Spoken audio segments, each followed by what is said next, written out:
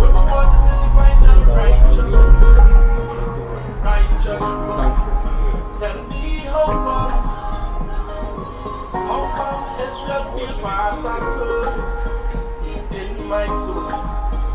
I've been searching but I won't search no longer. Israel is a part of my nature. It's time to worship a higher. I'm not giving up. It's time to wake up. Wake up. Wake up. Wake up. Wake up. Wake up. Wake up. Wake up. Wake up. Wake up.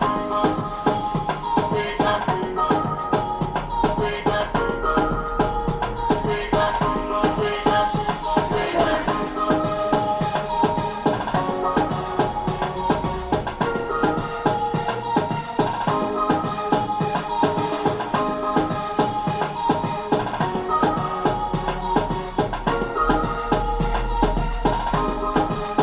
There's only one records that can save me from life destruction.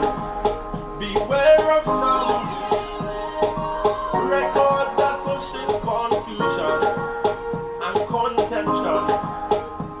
They remove yourself from the greatest power. Then expect the nation to build and prosper. They better get your tribe back and them in order. Start to spread the news now. It's time to wake up. Wake up. Wake up. Wake up. Wake up. Wake up. Wake up. Wake up. Wake up. Wake up.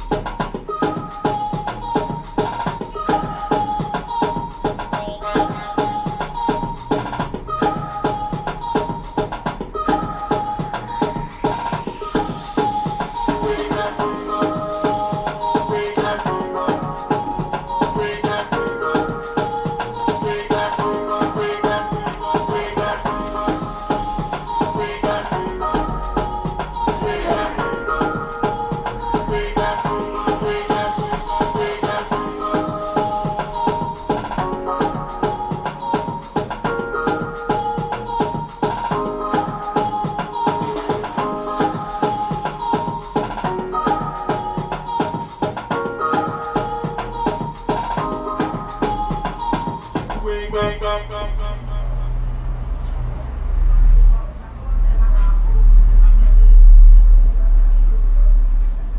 Shalom family, blessings each and everyone. We are the brothers of the Garden of Christ Church, Trinidad and Tobago. Welcome to True Thursdays. Right, my name is Rocca Malakama. I'm one of the officers of the Garden of Christ Church, Trinidad and Tobago. At my side, It's Brother Malak, another officer from the Garden of Christ, Trinidad and Tobago. It's a pleasure to be here, bro. all praises. Yeah. So, we have a very interesting topic today. The topic is entitled, Carnival is not our culture, the religion of Bacchus. Carnival is not our culture, the religion of Bacchus. Right. So with that, praise the Most High that He had taken us out of the matrix. For some who may not know, some people may say, you all always digging into something, right? But the very first commandment, He says that thou shalt have no other gods before me. That's the very first commandment, right? And this is one of the things that people overlook in things that they practice and they follow, right? Thou shalt have no other gods before me, right? Don't bow down to them. Don't make no graven images. Don't have no affiliation with no other gods. So with that, brothers and sisters, this topic today, what is entitled The Carnival is Not Our Culture, the Religion of Bacchus. For those who don't know, that Bacchus is a deity. It's a Greek god, and in Roman mythology, that the Europeans, as we know today, or what they call heathens, they follow these gods. They worship these gods. So, in our island, Trinidad and Tobago, most I willing, within the next 4 or 5 days, I believe, they will be celebrating Carnival, right? And it has been handed down to us since our childhood that Carnival is our culture. Basically, what they say is that our ancestors was mimicking the Europeans or the slave masters who were over us, and they mimic them and they mock them and they sang calypso and they did all these things, right? And hence Carnival today with the steel pan and all these things that is attached to it. But why we must come in on this and do this broadcast today, because it's more than that, brothers and sisters. When you look into the word and when we go into the secular information based on this, on a historical perspective, we will understand that this festival, it's spiritual fornication. It's spiritual fornication. So the true God who created the heavens and the earth is not pleased with this. He is not pleased with it. So we are going to go into it. I will say, please push the like button to send notifications out there that we are streaming live. Again, welcome to Truth Thursdays. So we're going to go into it slowly and we will pick it up, because it's too long now. When we look on the news, right, in Trinidad and Tobago, and listen, this going on through the four corners of it, in Greece, all over Carnival. I don't know about Asia and Middle East, you know what I mean? Certain Middle Eastern countries won't have these things, but predominantly in the Western world and in Europe, they uphold these days. Now, this is the issue at hand why we're coming forth, because they say this is our culture, right? They say it's a time, to free up, express yourself, right? They keep this throughout all islands in the Caribbean, and as I said, through the different continents, first world, second world. Now, how this come to be? This was not ever really so worldwide. This wasn't something that was worldwide. This was actually something kept in a cultic, hedonistic practice amongst the Europeans. No, I'm not bashing the Europeans, right? I'm not saying all Europeans are heathens, but the Bible says, bro, can you get the book of Jeremiah, please? Jeremiah chapter 10, verse 1. Let the Most High say. Let his word be the statement here. Jeremiah chapter 10, verse 1. Mm-hmm. Hear ye the word which the Most High speaketh unto you, the house of Israel. Thus saith I, learn not the way of the heathen. Do what? Learn not the way of the heathen. Read.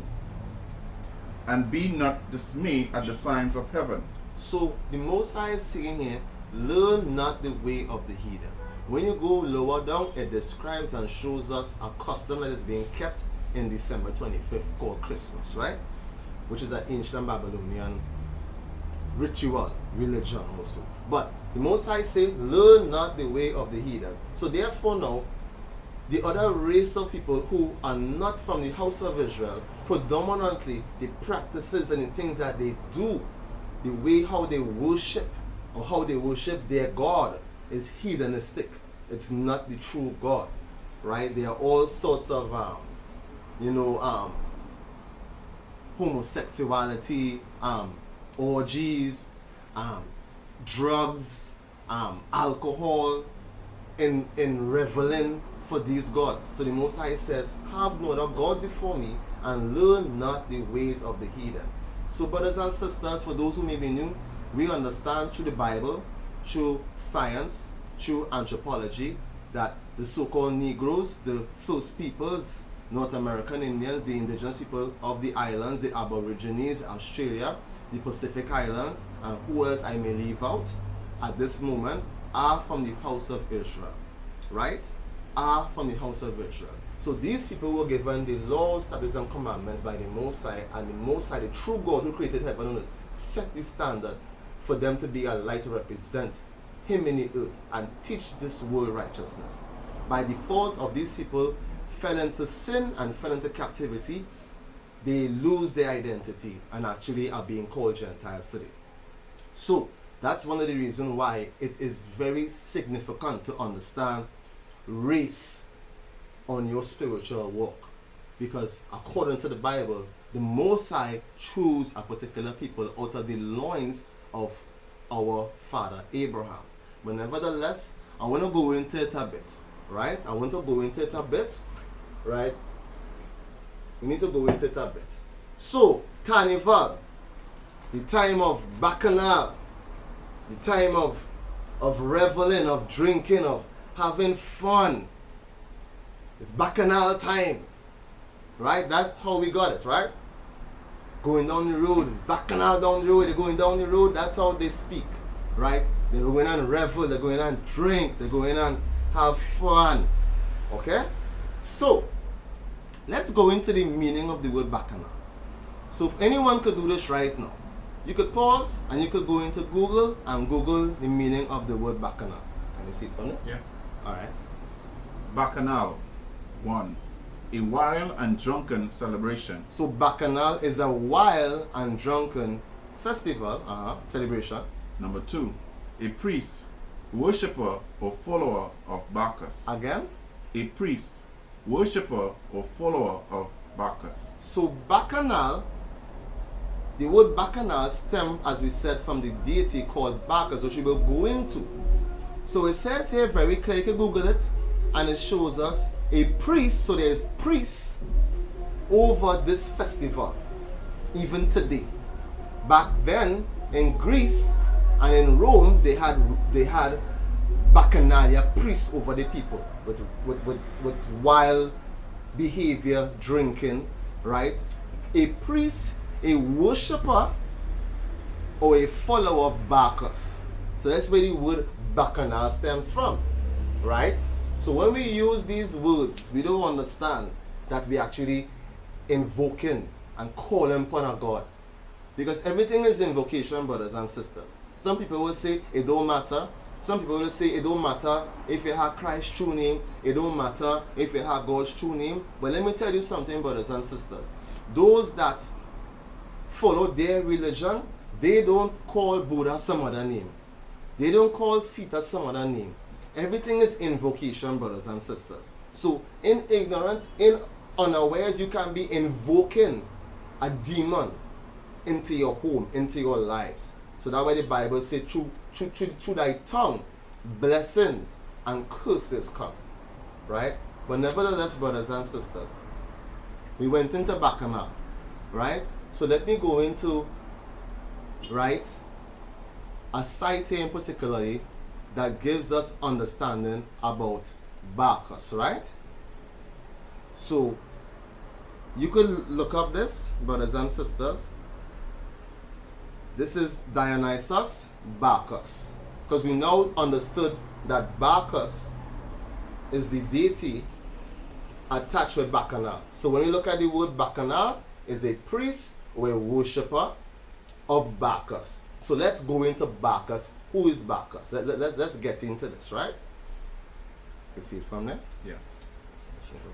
Right. Dionysus, a late arrival in the Greek pantheon of deities, nevertheless dominated the work of artists in his day.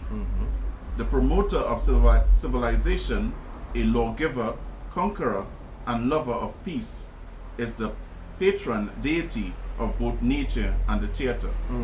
Although he is best known today as the Carnival deity, He's known as what? the Carnival deity So Bacchus or Dionysus is known today as the Carnival deity. Right? Read. Bacchus, the god of wine, Mm-hmm. his role as Lord of Souls, and the god who brings us into balance with the culture's Apollyon affinity, continues to act as inspiration and guide to new generations. Right, let's have a little more. Right. At his most popular in Greece, his worship-inspired cult with dancing, Menad, woman, the mask, theater, as we know it today, the worship of vulnerable child, the alter state of being outside yourself, through wild joy of elixir, the somber madness and depths of silence. So let me stop there for a moment. So it's a way to express yourself like no other.